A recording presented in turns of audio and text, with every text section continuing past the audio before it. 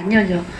그 계량고추는 이게 휘어질 정도로 열리죠. 그래가지고 지지대를 해주지 않으면 안 되잖아요. 근데 토종고추는 얘를 먹으려면은 정말 일주일 기다렸다가 한 2개 열리면 내가 따서 먹고. 근데 톡 쏘는 그 맛이 있죠. 어, 정말 안 열려. 10분의 1분이 안 열려. 그러면은 그런 토종고추 같은 경우는 어떻게 보존해야 되냐면, 어, 그냥 계량할 수 없어. 그럴 때는 인간이 지금 인구도 많고, 계량고추에다가 토종고추를 한 5%만 섞으면 돼요. 그러면 종자 보존은 되잖아요. 그렇게 생산하는 농민이 있어요. 우리가 그걸 유기농 고추를, 봉화에서 오는 고추를 우린 그걸 쓰거든요. 유기농. 거기에 토종이 5% 10%그 농민이 굉장히 훌륭한 거죠. 그렇게 해서라도 토종을 보존하겠다는 거고, 우리는 비싸도 그 가치를 인정하니까 사주죠.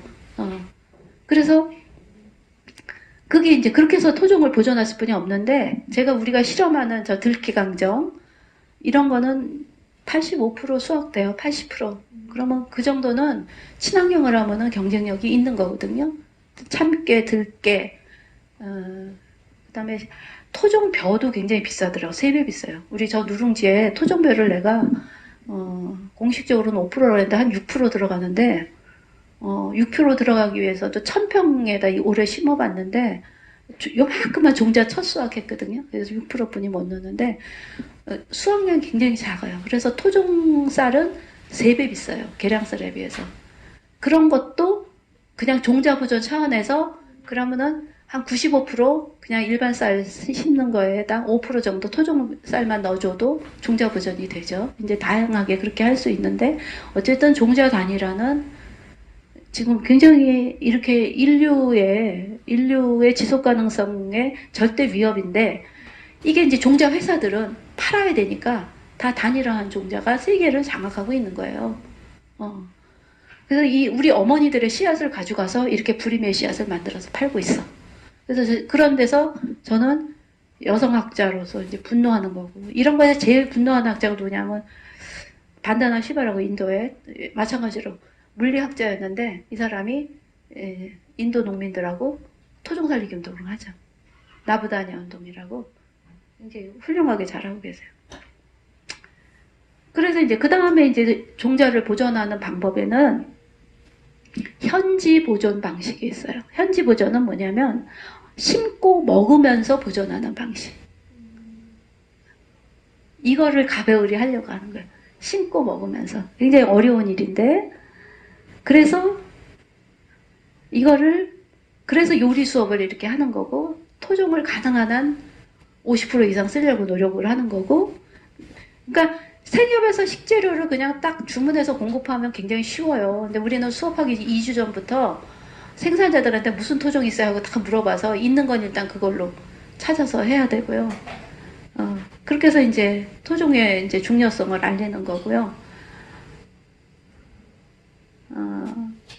그 다음에 이제 우리가 이제 준비하고 있는 것이 하여튼 먹어야 되잖아요. 먹어야 되니까 이 먹는 방식에 도대체 뭐가 있지? 먹일 수 있는 방식이? 이 식품을 개발해야 되겠더라고. 토종 가지고. 그래서 이제 누룽지도 개발하고, 우리 토종 흑마늘도 개발을 하고, 이런 거가 이제 그런 이유인 거죠. 흑마늘은 건강식품으로.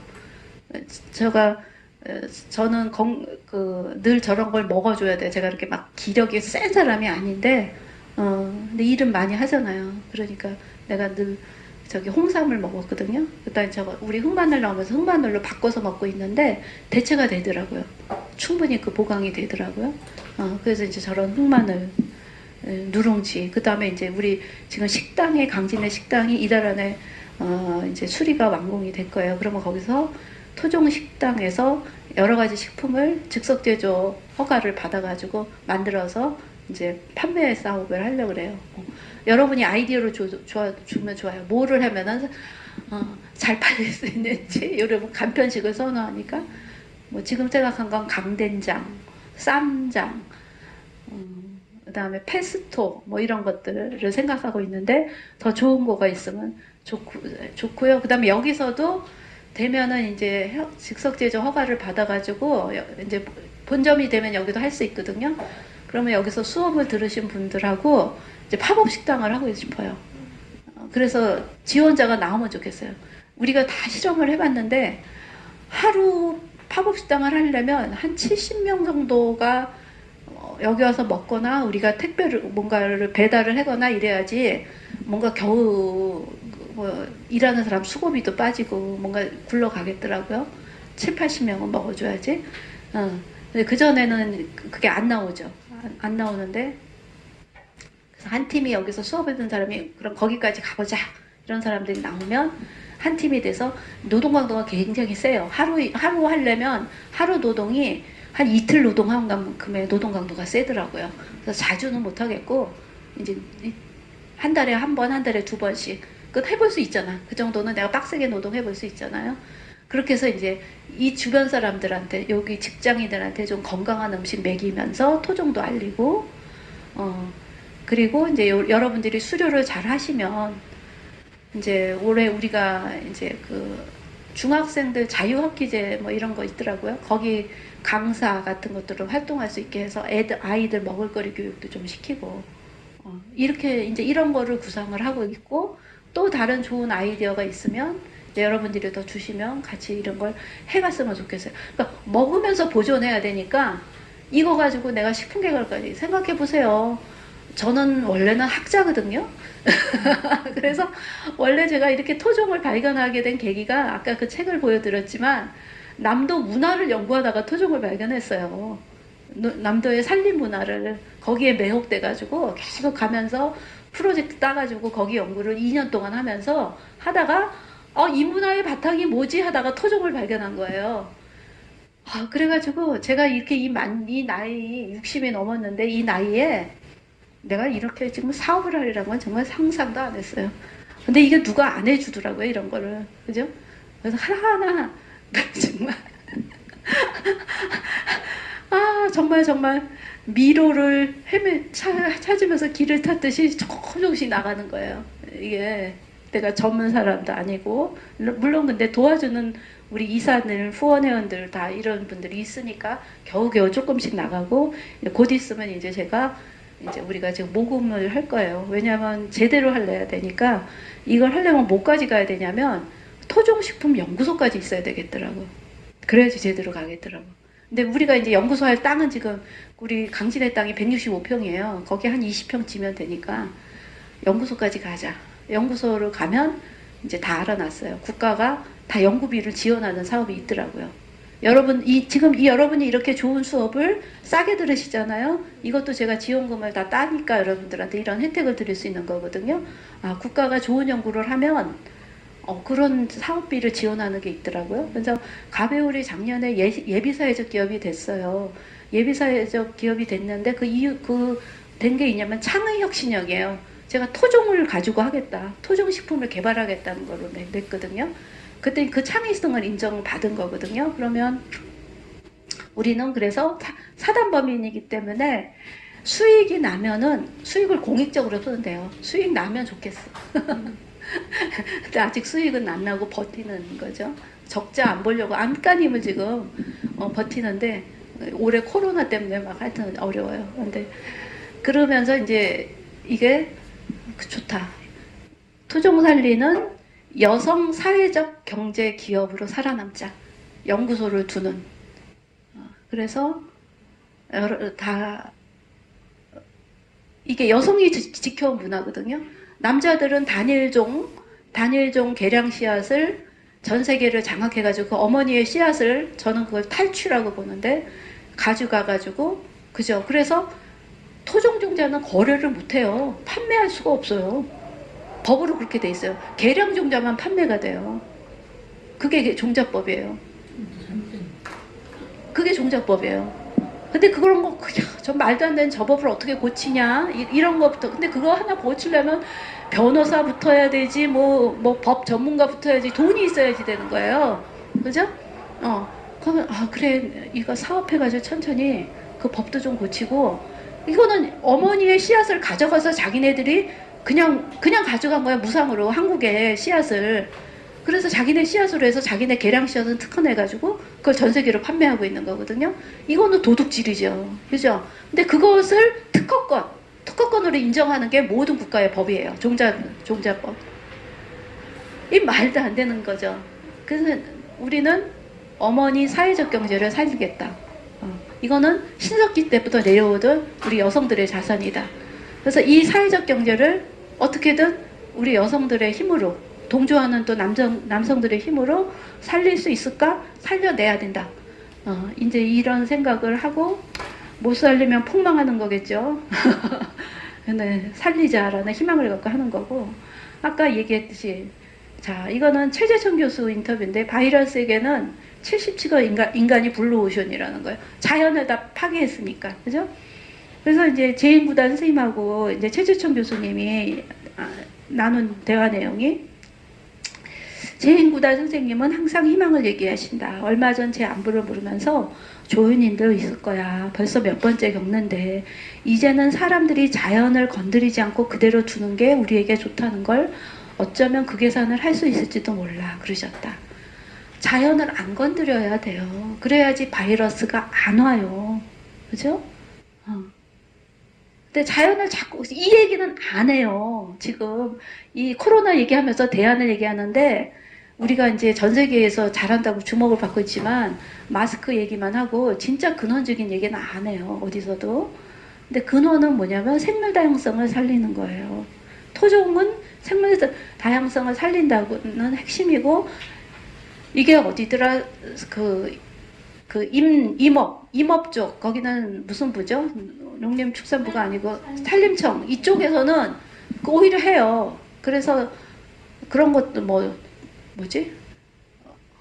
우리 지리산 곰 복원하는 거 이런 게 다 토종 종보존 사업이거든요. 아 그래, 지리산 곰도 살려야 되는데, 이거 토종이라는 것도 그런 차원의 중요성인데 그건 너무 그다지 관심이 많이 없어요. 그 다음에 이제 왜 마을밥상이냐라는 얘기인데요.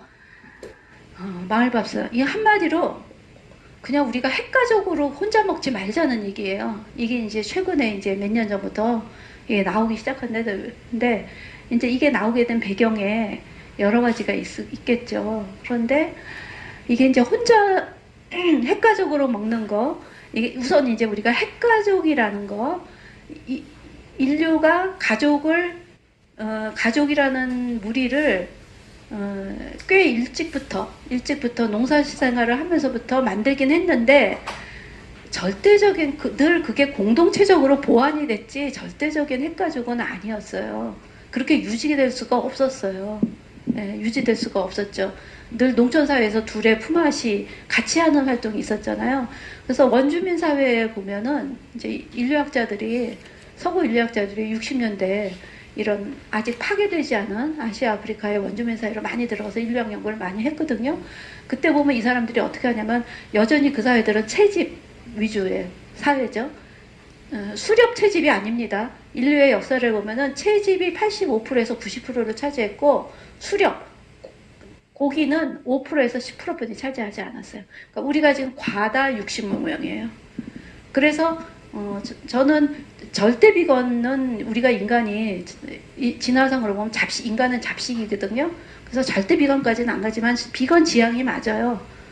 왜냐면 인류가 채식을 85%에서 90% 했기 때문에 고기는 어쩌다 섭취하는 거였거든요. 그러면은 채집을 나갈 때 어떻게 나가냐면, 마을에 어른들이 3분의 1은 어른들이 남아있어요. 왜? 노약자가 있잖아요. 노인들이 있고 어린아이들이 있죠. 채집을 못 나가죠. 그러면 그 마을의 노약자를 보호하기 위해서 성인의 3분의 1은 남아있어야 돼요. 보살피기 위해서. 집단적인 보살핌을 그런 게 없었으면 인류가 생존해 오지 못했어요. 그죠? 지금도 이제 긴급 돌보면서 어린이집 이런 걸 우리가, 그런 복지시설이 다 그런 역할인 거죠. 가족한테만 맡길 수가 없는 거죠. 그러면 3분의 2는 나와서 채집을 해와서 가서 채취물을 가져오면은 그걸 같이 나누어 먹는 거죠. 내가 채취를 많이 했으니까 내 가족과 그렇게만 줘? 그런 거 아니었던 거죠. 좀 능력이 있고 채취를 잘하는 사람은 더 많이 채취를 해왔겠죠. 그런 사람 더 많이 가져왔지만 내 가족한테 그거를 다 주는 게 아니고 같이 나눠 먹었어요. 그러면서 인류가 진화해 왔거든요. 이런 게 늘 나눔이라는 게 공동체성이 인류 진화에 함께 했어요. 근데 이제 지금 이제 현대사회에서 핵가족화가 이제 많이 지배를 하게 되면서 그러니까 막 굶어 죽는 가족도 나오게 되는 거예요. 근데 우리가 절대적으로 식량이 부족하진 않는데 굶어 죽는 사람이 먹을 게 없어 죽는다는 건 너무 끔찍한 거잖아요. 그죠? 그러니까 뭔가의 이런 보장, 같이 먹는 이런 문화가 필요하다. 이제 이런 정신이 마을밥상 마을복엔 있겠죠. 그래서 이제 취약계층의 먹거리를 지원하는 보장형은 늘 있어 왔어요. 그러니까 우리 새마을 분여회 뭐에서 저기 김장철 되면은 막 1,000포기씩 김장해가지고 독거노인들 나눠주죠. 이런 게 다 좋은 품앗이 풍속이에요. 그죠? 이런 것부터. 그다음 우리도 지금 모금회에서 이제 식재료비는 지원하니까 2주에 한 번씩 10가구 취약계층한테 먹거리를 반찬을 만들기를 해서 나눠주고 있어요. 예. 이제 이런 취약계층 먹거리를 지원하는 보장형이 있고요. 그다음에 1인 가구 혼밥족이 함께 모여서 식사를 해결하는 1인 가구형이 있고, 그러니까 혼자서 이제 결혼도 안 하고 혼자 사다 보니까 늘 혼자서 편의점에서 뭐 사와가지고 밥 먹는 거, 이것도 하루 이틀이지, 그쵸? 이 생활을 매일 한다고 봐요. 해봐요. 그죠? 그러니까 이제 이런 청년들이 좀 밥이라도 같이 모여서 먹자. 뭐 이런 모임들도 생겨나고 있는 거고. 그 다음에 이제 마을 동아리나 공동체에서 함께 음식을 만들고 배워가는 지역 공동체요. 우리가 지금 그걸 하고 있어요.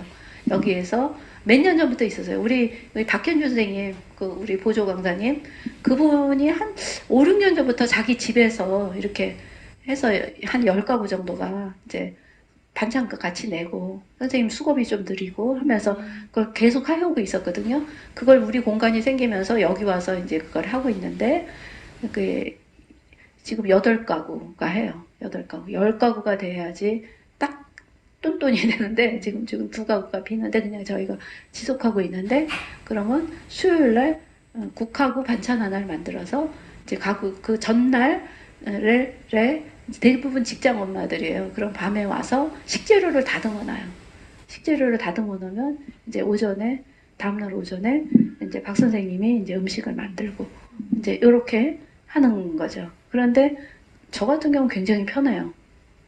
왜냐면 한 이틀은 좀, 어떨 때는 3일까지 국이 이제 우리 남편하고 저뿐이 없으니까, 편하더라고요. 그게 있으니까. 그리고 다 좋은 식재료로 하니까, 그래서 그렇게 이제, 근데 이제 팝업 식당으로 이제 이걸 확장하려고 하는 거죠. 그럼 와서 먹기도 하고, 필요한 사람들이 주변에서 이제 반찬을 사갈 수도 있게 하기도 하고, 이렇게 해서 좀 그런 공동체성을 가미하자는 거. 그다음에 이제 사회적 기업형이 이제 우리가 다 이거를 하고 있는 거죠. 그다음에 자율형 이런 식으로 마을 부엌이 이제 지금 곳곳에서 생기고 있고요. 수요리에는 그런 마을 식당이 있어요. 그래서 내가 거기에 물어보니까 하루에 마을 사람들이 80명 이용한대요. 그래서 이제 그렇게 해서 운영이 된다고 그러더라고요. 80명이 이용하니까. 임대료 내고 다 운영이 가능하다 그러더라고요. 그래서 그런 모델이면은 괜찮겠다 싶고, 예를 들면 쪼무레기 애기들을 막 2, 3명 키우는 엄마들은 그 마을 식당이 너무 좋대요.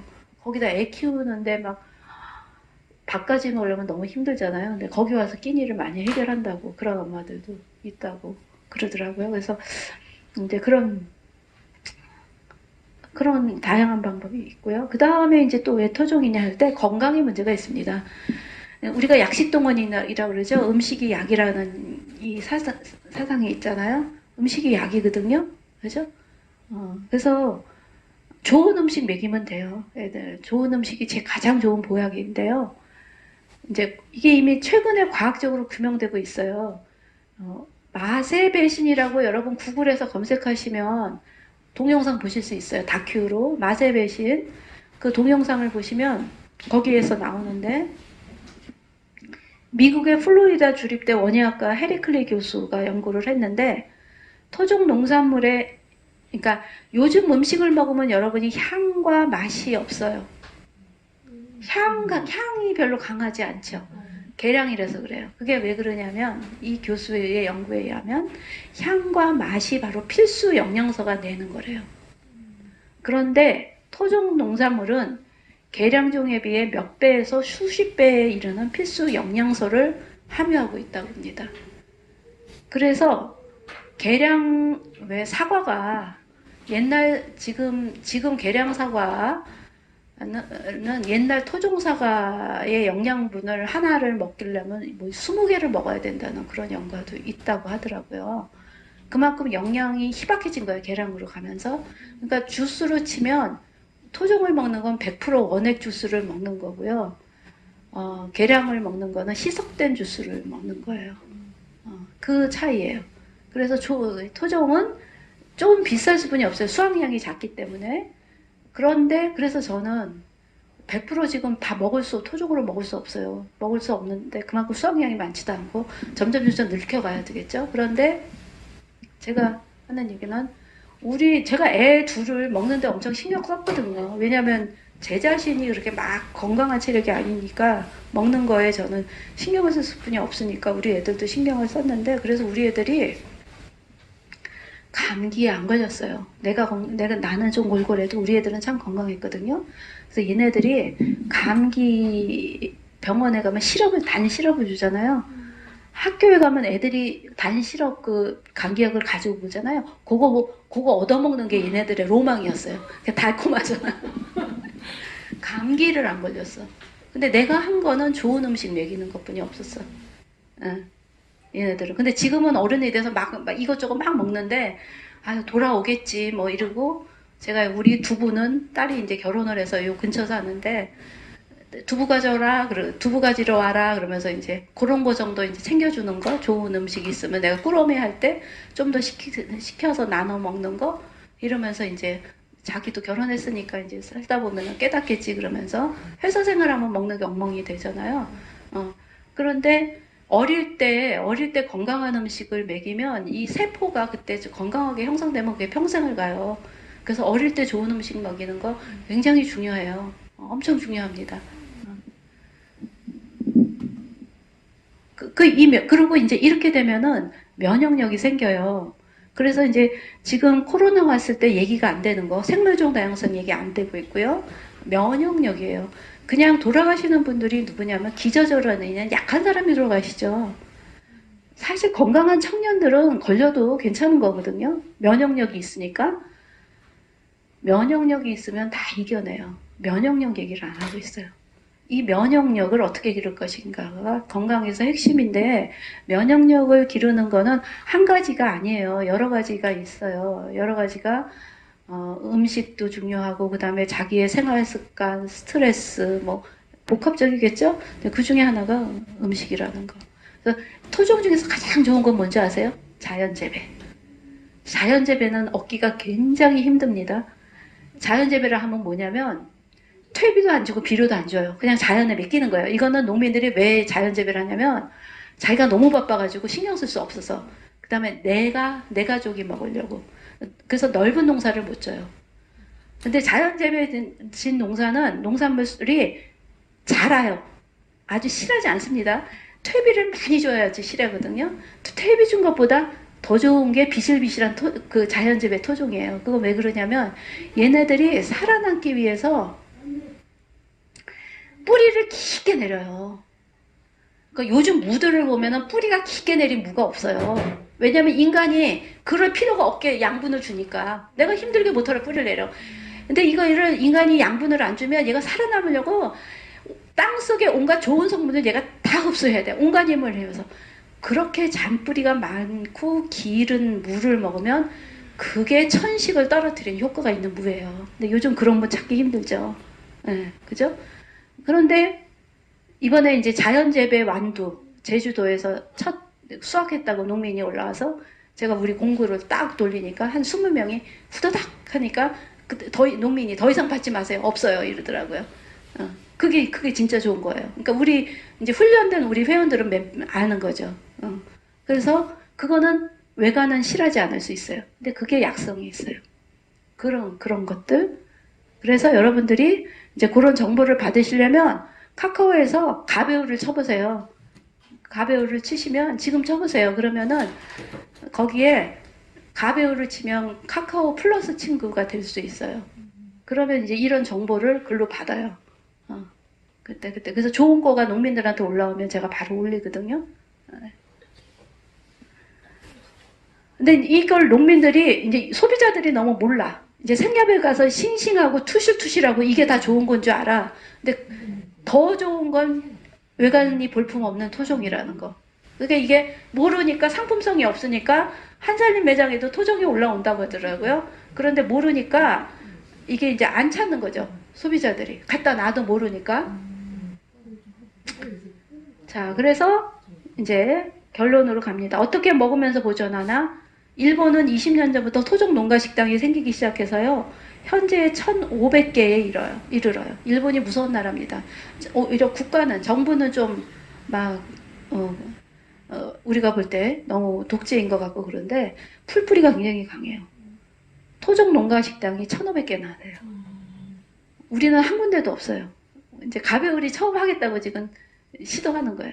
그러면 여기에 이 토종 농가 식당을 중심으로 주변에 토종이 100여 종 이상이 살아나요. 일본에 이분이 대표님이 재작년에 한국에 오셔서 강의를 했어요. 그럴 때 제가 가서 들었고요. 여기서 아이디어를 얻었어요. 아, 이렇게 가야 되는구나 하고. 그래서 이제 이게 지금 우리 수리하고 있는 거, 낡은 농가를 사가지고요. 이렇게 지금 집수리하고 있어요. 그래서 여기서 이제 어떻게 할 거냐면, 제가 고민이에요. 이거 잘해야 되는데, 망하지 않고 성공해야 되는데, 그러면서 사업구상을, 투어랑 같이 하자. 이게 여기가 교통이 불편해요. 시골이어서. 강진. 그래서 그쵸, 면이죠. 나주에서 KT 내리면 거기서도 픽업을 해가지고 1박 2일 투어 코스를 짜요. 우리가 문화답사도 하거든요. 저희 원래는 초기에 제가 기차에서 내려가고 택시 타고 갔네. 택시 타면 45,000원이에요. 근데 혼자 타면 비싸잖아요. 그래서 제가 봉고차를 보내면 이제 같이 싸게 들어올 수 있잖아요. 네, 그리고 이제 제가 원래 가베울이 문화답사 단체로 출발했어요. 제가 아까 문화를 제가 연구하러 갔다 그랬죠.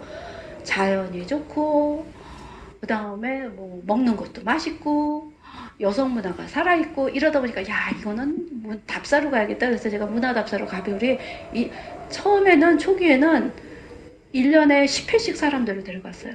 그러면서 지금 우리 후원회원들이 100명이 좀 넘는데, 그 사람들이 다 그 여행 오면서 회원된 사람들이에요. 네. 근데 앞으로 이제 최근에는 제가 막 이런 일을 하느라고 바빠서 답사를 많이 못했는데 앞으로 이걸 활성화 시키려고요. 우리 집에 와서 여기서 맛있는 토종밥 먹고 그 다음에 여기에 뭐까지 하려면 공연까지 하려고. 그러니까 강강술래 공연. 가격이 좀 비싸질 거예요. 근데 그 대신 와서 아이들 체험학습 하려면 돈 들잖아요. 그 체험학습증 끊어줄 테니까 강강술래 한번 쳐보고 맛있는 음식 먹고 그리고 투어도 1박 2일 잘 하다 가셔라. 이런 식의 개념으로 지금 준비를 하고 있어요. 그리고 이제 요 옆에가 마당이 있으니까 여기다 옆에 연구소 하나도 지어야겠다. 이제 아무것도 돈도 없으면 이런 꿈만 커요. 그래서 이제 가베울의 이야기를 다 했고, 그래서 일단 카카오 친구가 되면 이런 정보를 수시로 받을 수 있습니다. 그 다음에 회원가입을 하면은 토종 꾸러미를 받아요. 여러분들 지금은 횡성에서 꾸러미를 받고 있는데, 왜 그러냐면 꾸러미는 저희가 회원 사업이에요. 그냥 그건 농민들한테 다 비영리 사업으로 해서 다 주거든요, 우리가. 100% 주는데, 그러면 이제 우리는 회원이 되면 회비 수입이 있잖아요. 그 회비가 그냥 우리한테 수입인 거고, 토종 꾸러미를 월 1회나 2회 하고 있어요. 그래서 비회원한테는 안 줘요. 왜냐면 비회원한테는 이제 비싸게 받을 수뿐이 없어요. 이게 보통 잔 수고가 많이 들어가거든요. 그 다음에 이제 앞으로 여기 서울에서 팝업 식당을 함께 할 수 있는 팀이 나오면 좋겠다. 그래서 토종 요리를 배우면서 화기애애하게 우물가 문화를 새롭게 만들고 건강한 음식 공동체를 만들며 지속가능한 여성 사회적 경제로 살아남으면 좋겠다 희망이에요. 그래서 우리 가베울이 성공하면 2호점 토종 식당 할게요 하는 사람이 분명히 나타날 거라고 봐요. 그거는 어디에 있는 거예요? 응? 어떤 거? 지금 식당을 하고 있는 거예요? 아니요. 강진에 식당을 하려고 지금 준비 중이고 6월쯤에 문 열고요. 지금 공사 마무리 다 되거든요. 지금 마무리 단계거든요. 서울에도 해요? 서울은 여기서 여기. 팝업 식당으로 한 달에 한 번 하려고 하는데, 그때 제가 식당을 해보니까 음식 만들기를 해보니까 한 4-4명이 달겨들어서 하루 종일 일해야 돼요. 4-4명이 서빙까지 하면 4명 해야 되고요. 그리고 7-80명이 와야지 우리가 수거하니까 우리 인건비도 받아야 되잖아요. 그리고 공간 사용료도 있어야 되잖아요. 우리가 월 지금 100만 원 이상 우리가 이 경비가 들거든요. 거기다 감가상각도 해야 되잖아.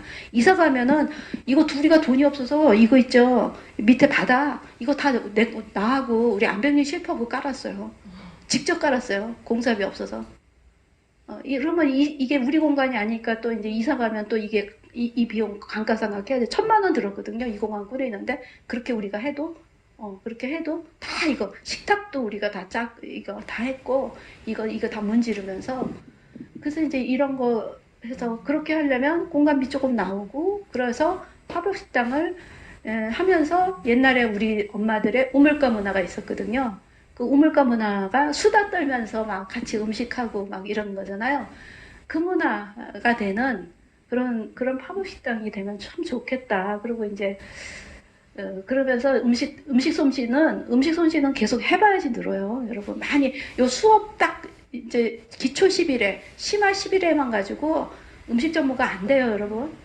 굉장히 여러 번 해봐야 됩니다. 집에서도 해봐야 되는데 이런 거를 꾸준히 하면 실력이 늘죠. 그러면 이렇게 되면은 제가 이 지역에 이제 공동육아 어린이집이 여기 가면 있어요. 그게 몇 년도냐? 몇 년도냐? IMF 전에 했으니까 95년도에 함께 큰 어린이집 만들었고 그게 과천에 있다 여기 와서 여기 가면 97년도에 그게 아직까지 있는데 그때도 공동육아 그때 우리 어린이집이 우리 사회에서 생기기 시작한 지 3번째 우리가 어린이집이었거든요. 그러니까 공동육아를 하겠다는 어린이집들이 계속 생겨났어요. 이후에. 그래서 지금 100여 곳이 되려나 안 되려나 그래요. 이렇게 좋은 사례가 있으면 사람들이 하겠다고 따라 나서는 사람들이 있어요. 그래서 이제 토종식당도 우리가 첫 번이니까 내가 이거 성공하면 다른 지역에서 또 하겠다고 나오는 사람들이 있겠지. 우리는 노하우를 전수해주면 되는 거고, 그래서 이거 성공해야지. 이제 이런 생각을 지금 하고 있는데, 이제 이게 절대 혼자는 못하죠. 같이 해야 되죠. 그래서 같이 할 수 있는 사람들이 이런 수업에서 나오면 좋겠다. 너무 감사해요. 저는 이렇게 같이 하는 사람이 필요해요. 근데 모든 일은 돌을 치우면서 길을 내는, 저는요, 팔자가 그런 것 같아. 공동육아도요. 그때 3번째였고요. 제가 그거를 다 해보니까, 그 다음에는, 이거 공동육아 어린이집을 만드는 설립 과정을 지원해줘야겠다. 그래가지고, 제가 공동육아연구원 박사 논문 쓰자마자 부원장으로 들어갔어요. 부원장으로 들어가서 거기 설립 지침서를 다 만들어줬어요. 그때 전국을 다니면서 어린이집 만들겠다는 부모들을 다 강의해주고 컨설팅 해주고 그걸 몇 년을 했거든요. 그렇게 딱 셋업을 시켜줬는데 그런 초기 일은요 고생스러워요. 그래서 누구한테 하라 그러면 그건 못해요. 근데 제가 또 성폭력 삼로서도 마찬가지였어요. 그것도 초기에 다 셋업 시키는 모든 일은 없던 길을 새로 내는 일이죠. 그죠? 없던 길을 새로 내는 일은 고생스러워요. 그죠? 고생스러운데 보람은 있어요. 보람은 있죠. 그래서 성폭력 상담소, 공동육아, 이제 이런 활동을 2개를 가지고 갑니다. 우선 이제 토종은 왜 오래된 미래인가? 이제 이 얘기를 할 건데, 이제 그러기 위해서는 토종이란 게 뭔가, 씨앗이란 게 뭔가, 이걸 간략하게 설명을 해보면, 이제 제가 이건 정의한 거예요. 토종은 일정한 장소에서 순계로 장기간 그 지방 풍토에 적응된 그 지방 특유의 생물로 자생종과 재래종을 포함하며 재래 재배종은 신석기 혁명 이전부터 여성이 중심이 되어 토종 농사를 통해 정승돼 왔다. 여기에서 이 앞부분은 다 이제 일반적인 연구자들이 다 같이 공유하는 건데 이 일반 토종 정의에서 뭐가 빠지냐면 이 여성이 이 문화를 이끌어왔다는 걸 아무 데서도 설명을 안 해요. 이건 사실은 여성이 지키고 만들어 온 문화거든요. 이 여성 중심성 알맹이가 빠져버려요. 이게 이제 학문의 남성 중심성이라고 하는 거거든요. 이 주체가 여성이었는데 지금도 여성 할머니들이 지키고 있는데 이 여성 중심성을 빼면은 토종을 제대로 설명한 게 아니죠. 그래서 이제 제가 이 주체가 여성인 거를 분명하게 밝혀주는 거죠. 그래서 또 여성들은 또한 토종 농사를 매개로 자연과 공동체 성원이 하나됨을 체험하는 산림 예술과 토종 음식 문화와 같은 산림 문화 또한 일구어 왔다. 제가 보는 건 그냥 씨앗도 너무너무 살려야 되는 중요한 건데 거기에 뭐가 있었냐면 문화가 있어요. 그거는 그 문화에는 문화예술, 강강술래, 그죠? 강강술래 같은 춤이 있어요. 이 강강술래는 유네스코에 등재된 세계 인류 무형 문화 유산이에요. 여러분 강강술래 추어 보셨을까요? 그러면 그 춤을 추어본 혹시 어떤 그때의 느낌이나 경험 같은 걸 얘기해 줄 수 있어요? 국민학교 때 쳤습니다. 네? 국민학교 때 쳐가지고. 추고 기억이 안 나요? 같이 손을 되게 공평하게 잘 잡아야 되는 거. 누가 하나라도 힘이 너무 세거나 약하면은 이게 동그라미가 잘 안 되고 흐트러지더라고요. 이제 여러분이 6월 27일, 28일 갈 때 강강술래를 추어볼 수 있도록 제가 할게요. 왜냐면 그 마을에 할머니들이 아직 강강술래 한 팀이 있거든요. 세계 최고의 살림예술. 저는 그렇게. 그거를 서클댄스라 그래요. 원무. 요즘은 원무라는 거는 원을 이루면서 추는 춤인데 이거가 가장 오래된 춤이에요. 그러니까 아마 여성의 농사문화와 같이 내려오는 춤일 거예요. 그러니까 신석기 시대, 10,000년 전 여성의 농사문화가 시작이 됐죠. 그때부터 내려오는 춤이어서 근데 지금 이제 이 춤추는 동아리, 여성 춤추는 동아리에서 이제 서클댄스라고 그거는 잔잔하게 이제 서양 여성들이 조금 현대화해서 추는 그 춤도 굉장히 좋아요. 힐링되는 영적인 춤인데 강강술래는 엄청나게 역동적이고 파워풀해요. 이제 여러분들이 그걸 한번 추어보시면 바로 거기서 무라일체라는 게 뭔가를 여러분이 경험을 하실 거예요. 카타르시스. 엄청나게 파워풀해요. 그러니까 김연아의 그 예술은 김연아가 십수년을 갈고 닦아서 너무너무 아름다운 예술의 경지에 도달했는데 우리는 그 관객으로서 수동적으로 그걸 바라보면서 찬탄하면서 그걸 그냥 바라볼 뿐이죠. 강강술래 같은 건 추는데 어렵지가 않아요. 그냥 한 번 할머니들이 시연을 하고 그 다음에 그 할머니들이 중간중간 들어와서 우리랑 손잡고 같이 출 수 있어요. 바로. 그럴 때 우리는 그 춤을 같이 추면서 경험할 수 있는데 그때 그 춤을 추고 느끼는 와 그거는 그 카타르시스와 그 체험은 최고. 그래서 저 같은 사람은 우리가 지금 왜 한류 문화가 전 세계를 막 휩쓸잖아요. 그죠? 그것의 원형의 뿌리 같은 게 이런 문화에 있다고 봐요. 이런 강강술래 같은 거를 늘 추어왔던 문화가 있는 거죠. 신명을 아는 문화인 거죠. 신명을 아는 문화. 이런 문화가 같이 있기 때문에. 그 다음에 또 우리의 음식 문화 최고 아니에요? 세계 최고? 그죠? 다른 거 멀리 갈 것도 없어. 된장찌개 같은 거 하나 얼마나 훌륭해요. 근데 요즘은 된장찌개가 어디 가서 고기 먹고 삼겹살 먹고 사서 이렇게 곁다리로 나오는데 그때 그 된장은 다 GMO 콩 쓴 그런 그리고 조미료로 넣어서 만든 화학으로 그 맛을 낸 거지 자연스러운 발효가 아닌 거잖아요. 그죠? 근데 여러분은 이제 장단극이 하셨듯이 그 문화 세계 최고거든요. 이 문화. 이런 문화가 같이 있기 때문에 제가 이 문화를 보고서 근데 그 문화가 다 누가 일궈온 거야? 여성들이 일궈온 문화예요. 이게 다 토종 문화죠. 그죠? 그런 산림 문화 또 이런 거를 같이 읽어왔겠죠.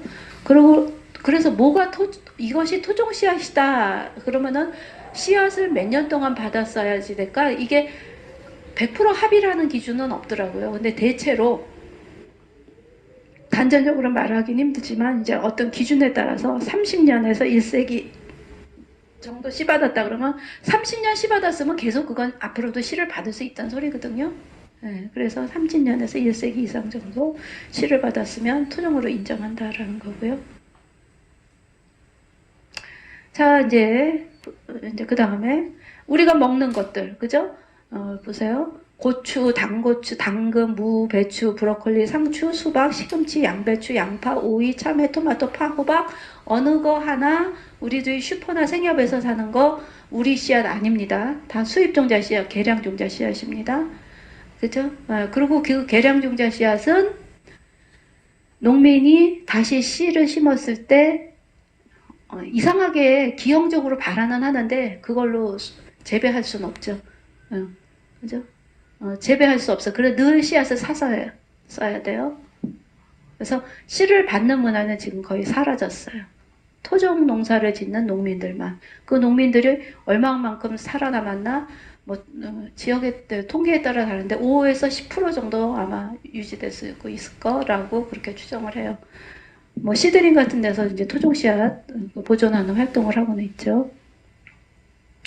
그래서 2018년 우리나라 종자 수입액이 약 2천억 원 정도 되더라고요. 그 다음에 이제 토종 종자의 경제 사회적 가치를 이제 학자들이 연구한 걸 찾아보니까 벌새가 옮겨주는 꽃가루의 경제적 가치는 뭐 최대 726조 원. 그런데 이제 여기서 문제가 뭐냐면 계량 씨앗은 여러분 씨앗을 심어본 사람들 알겠지만 씨앗이 알록달록하죠. 그건 뭐냐 본래 씨앗이 아니란 소리죠. 그거는 코팅을 한 거예요. 무슨 코팅을 하면 제초제나 농약으로 코팅을 한 거거든요. 요번에 사서 심었는데 자, 그렇게 정말 색깔이 컬러가 전부 들어있더라고요. 예. 왜 그런가 그 적색이라서. 그래서 여러분이 그 토종을 이제 앞으로 우리가 해야 되는 가배울도 해야 되는데 조금씩은 씨앗을 지금 보존하고는 있는데요. 그게 제초제하고 농약으로 이런 것들을 다 코팅해서 그래요. 코팅한 건데 이제 토종 씨앗은 그렇지 않죠. 그래서 이 문제는 그렇게 코팅한 씨앗을 심으면은 그게 꽃가루에까지 그 성분이 남는데요. 그럼 벌이 그 꽃가루를 먹죠. 그러면은 마취가 돼가지고 집을 못 찾아가서 죽어요. 그게 벌이 사라지는 이유예요. 그래서 근데 이제 벌이 많이 사라지고 있는데 벌을 사라지지 않게 하는 중요한 것 중에 하나가 양봉업자들이에요. 그래서 자연의 벌은 지금 엄청 이 계량 씨앗 때문에 엄청 사라지고 있어요. 그래서 벌이 살 수 없는 세상, 인간이 살 수 있나요? 없죠? 자, 그래서 벌이 살게 하려면 토종 씨앗을 심으세요. 이게 처방이에요. 그 다음에 뭐 지금 뭐 의약품이라든가 뭐 화장품이라든가 이런 거 다 신소재 개발할 때 어떤 원재료가 필요하잖아요. 그죠? 원재료가 필요한데 그럴 때 그 원재료는 계량종 씨앗을 개발하려면 모종이 필요하죠. 모종은 토종이에요. 그러니까 하나의 우수 품종을 개발하려면 뭐 몇십 종에서 몇백 종의 토종이 필요하대요. 근데 이렇게 다 토종이 사라지고 있으면 어떡해요? 그죠? 그래서 토종은 생물종 다양성 유지, 생태계의 생물종의 다양성 유지에 기여를 하는데요. 그 생물종 다양성의 그 가치는 연간 33조에서 72조 달러에 달한다 이렇게 얘기를 하고 있는데 토종은 이 생물 다양성에 기여해요. 계량 씨앗은 그렇지가 못해요. 예를 들면 요거는 조금 더 이따가 설명을 할게요. 뒤에서. 그래서 이제 자 보세요. 종자 전쟁이라 그래요. 이제는 무기를 지배하는 자가 세계를 지배하는 게 아니고 종자를 지배하는 자가 세계를 지배하는데 자 지금 이 세계 10대 기업인데 이게 지금 아마 5개 기업으로 연합이 됐을 거예요. 5개 기업으로 연합이 됐는데 이게 2017년 통계인데 이 5개 지금 글로벌 종자 기업의 종자 세계 시장 점유율이 75%예요. 그래서 여기서는 씨앗을 팔아야지 이 회사들이 생존하니까 씨앗이 발화하지 않게 하는 거. 그 다음에 특허를 내서 자기네 씨앗을 함부로 어떻게 우연히 이 씨앗을 받는데 농민이 성공해서 그 씨앗을 또 심잖아요. 그럼 벌금을 내야 돼요.